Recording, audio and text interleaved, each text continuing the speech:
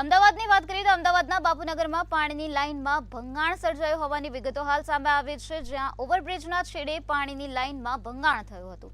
પીવાના પાણીના 20 ફૂટ ઊંચા ફુવારા ઉડ્યા હતા। વહેલી સવારે પાણીની લાઇનમાં લીકેજ થયું હતું। પીવાના પાણીના 20 ફૂટ ઊંચા ફુવારા જોવા મળ્યા હતા। અમદાવાદના બાપુનગર વિસ્તારમાં આ પ્રકારે પાણીની લાઇનમાં ભંગાણ જોવા મળી રહ્યું છે। વહેલી સવારે આ પ્રકારે પાણીની લાઇનમાં ભંગાણ સર્જાયું હતું। પીવાના પાણીના 20 ફૂટ ઊંચા ફુવારા જોવા મળ્યા હતા। ઓવરબ્રિજના છેડે પાણીની લાઇનમાં ભંગાણ થઈ ગયું હતું, જેના કારણે પીવાના પાણીનો વેડફાટ જોવા મળ્યો હતો। પીવાના પાણીના 20 ફૂટ ઊંચા ફુવારા જોવા મળ્યા હતા।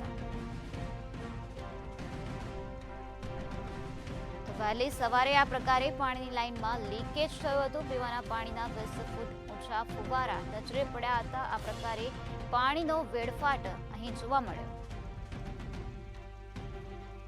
અમદાવાદના બાપુનગરના ઓવરબ્રિજના છેડે આ પ્રકારે પાણીની લાઇનમાં ભંગાણ સર્જાઈ ગયું હતું, જેના કારણે પીવાના પાણીનો મોટા પ્રમાણમાં વેડફાટ જોવા મળ્યો। પીવાના પાણીના 20 ફૂટ ઊંચા ફુવારા ઉડતા જોવા મળ્યા। તો વહેલી સવારે પાણીની લાઇનમાં આ પ્રકારે લીકેજ થઈ ગયું હતું, જેના કારણે મોટા પ્રમાણમાં પાણીનો વેડફાટ નજરે પડ્યો છે।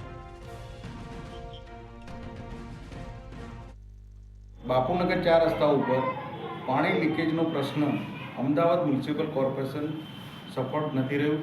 એને રિપેર કરવામાં, નવી લાઈન નાખવામાં લાખો રૂપિયાનો ખર્ચ કરવા છતાંય આજે એની એ પરિસ્થિતિ છે। આજે સવારે 40 થી 50 ફૂટના અંતરે ફુવારા ઊંચા ઉડ્યા હતા।